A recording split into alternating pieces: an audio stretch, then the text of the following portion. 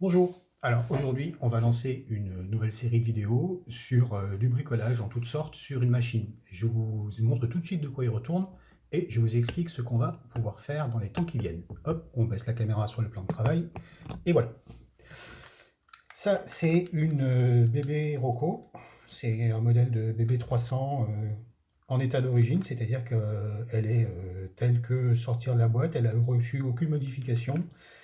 Elle fonctionne en analogique, les accessoires, les plaques de numéro ici ne sont même pas montées. C'est une machine qui a été affectée au dépôt de Limoges, à ce que j'en vois ici.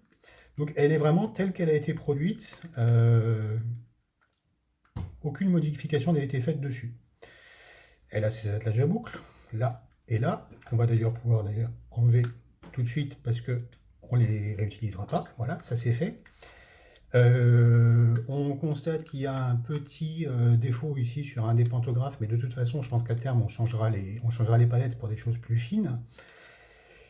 Et puis, à l'intérieur, qu'est-ce qu'on trouve? Eh bien, à l'intérieur, on trouve la bonne vieille platine Rocco qui permettait de faire fonctionner donc, ces machines, évidemment, en analogique, avec ici le sélecteur pour choisir avec une pointe de tournevis, pour choisir si on voulait la faire rouler en alimentation de rail ou en alimentation rail plus caténaire.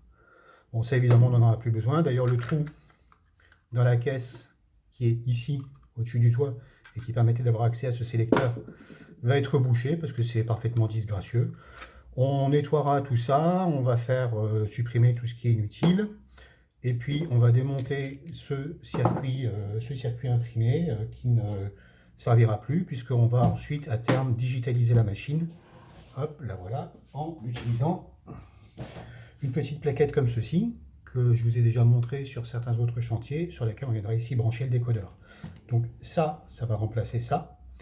On va aussi en profiter pour bien démonter entièrement toute la transmission qui est ici de chaque côté, pour nettoyer tous les pignons. Les roues ici sont pas super propres, donc on va faire un petit coup de nettoyage là-dessus aussi. On verra s'il faut changer le bogie.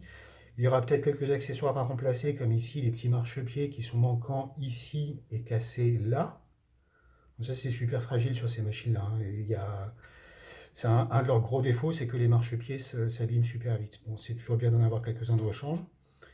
Et puis voilà, on va remettre cette machine donc complètement au goût du jour, comme on dit, avec installation d'une platine digitale, digitalisation, installation d'un décodeur, et sans doute que je vais remplacer les conduits lumineux ici, ainsi que les ampoules, par des LED blanches que je placerai dans les trous ici, là et là, pour remplacer les feux par quelque chose de moins consommateur de courant que ces grosses ampoules à filaments, comme celle-ci que j'ai déjà démontée sur une machine précédente.